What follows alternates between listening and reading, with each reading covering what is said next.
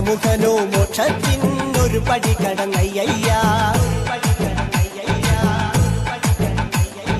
കൊയ്തെടുത്തു ശ്രീരാമൻ രണ്ടാം ശിരസയ്യ.